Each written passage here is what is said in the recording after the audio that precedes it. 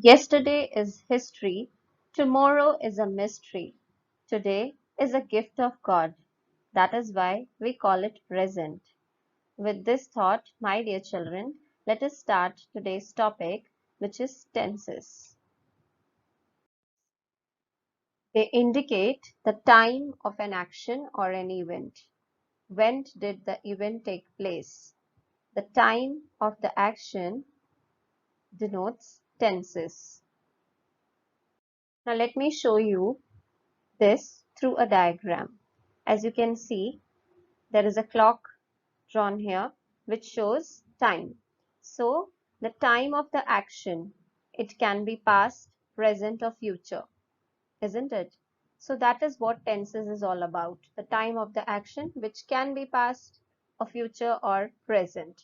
Now if you would like to see the tenses on a timeline, then you can see that present comes in between and whatever comes before it when we go towards the left, that is past, and whatever comes after it when we go towards right, that is future.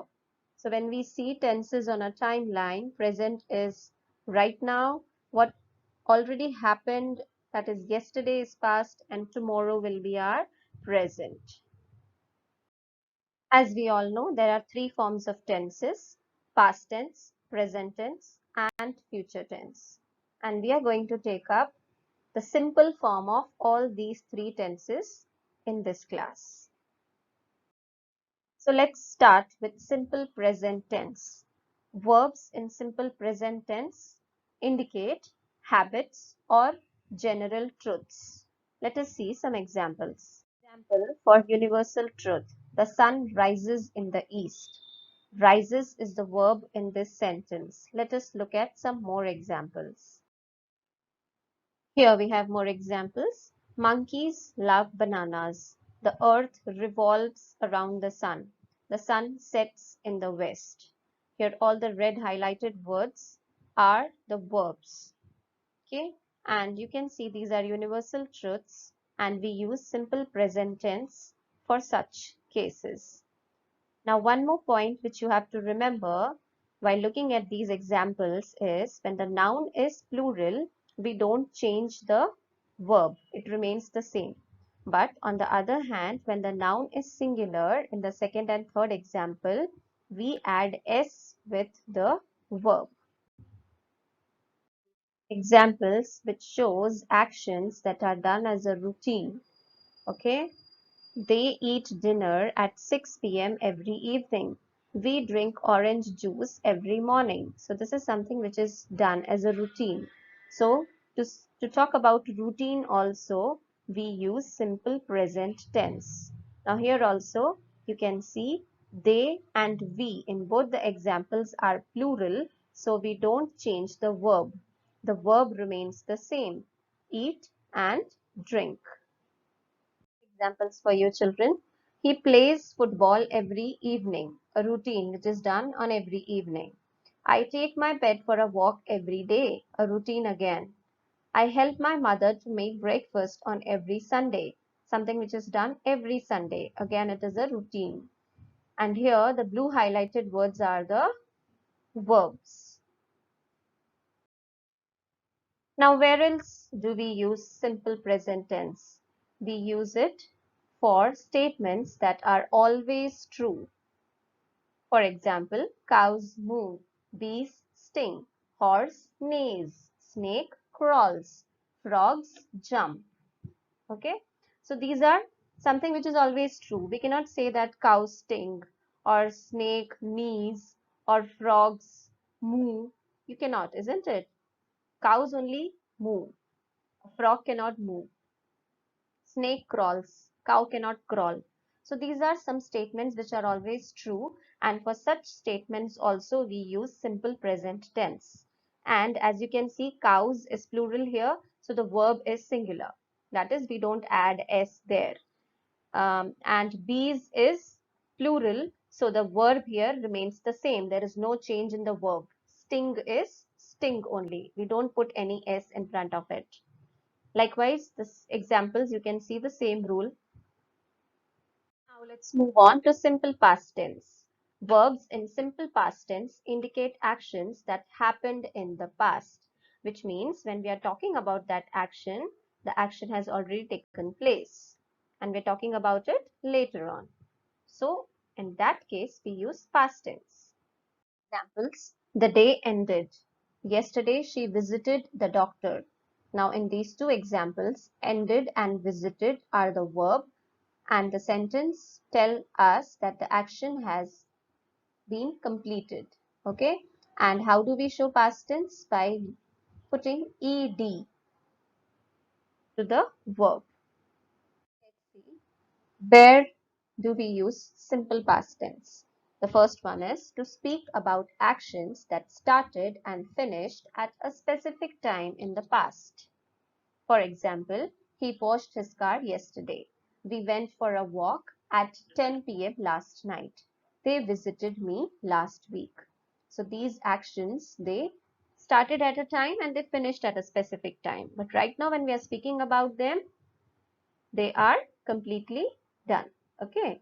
Here the past tense for wash is washed and the verb go changes into went and visit visited.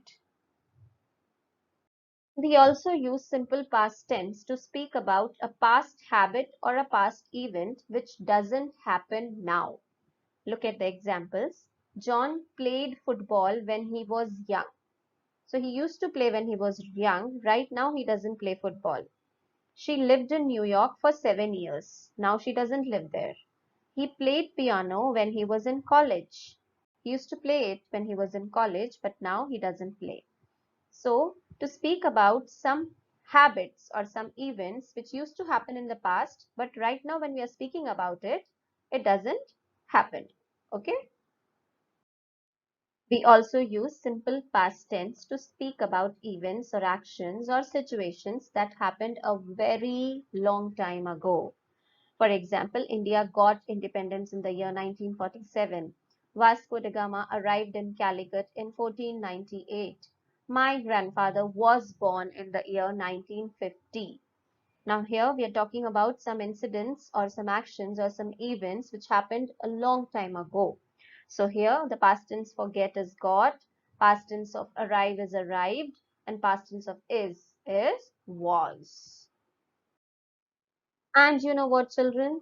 We also use simple past tense to speak about actions which just happened. Okay. For example, Jay just called me. Tom left a moment ago. I reached the house a minute before. So here in these examples, we are talking about something which just happened. When we are talking about it, it just happened a minute ago. So not only to show to talk about things which happened a long time ago, we can also use past tense to talk about events which just happened. So now let's move on to simple future tense. So verbs in simple future tense indicate an action that will happen in the future. So that means the action which is still not happened or not happening, it will happen in the future. Examples: I will go for trekking tomorrow. Tomorrow she will pray at the church. So here what we have done, we have added will in front of the verb to show the action is in future tense. Where do we use simple future tense? Okay, so to say that some action will happen in the future. He will play football tomorrow. I shall speak to you in a minute. I will celebrate my birthday next week. So here in these examples, we just added will or shall in front of the verb to make it in future tense. We also use future tense, simple future tense to predict events that will happen in the future. To predict. Okay, it will rain tomorrow. India will win the match. I will watch a movie on Friday. So what is the difference here is prediction. We can predict, but it is not necessary that it would happen. But to predict, we can use simple future tense.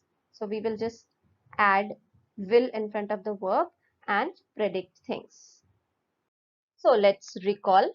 We use verb, that is tenses, to express present, past and future times. That is time of an action. When did the action take place? For things happening now, we use present tense. For universal truths, we use present tense. And for talking about a routine, we use simple present tense. For things that happened before, we use past tense. And for the things which will happen in the future, happen later, we use future tense. Watch the video and revise the concept. Thank you.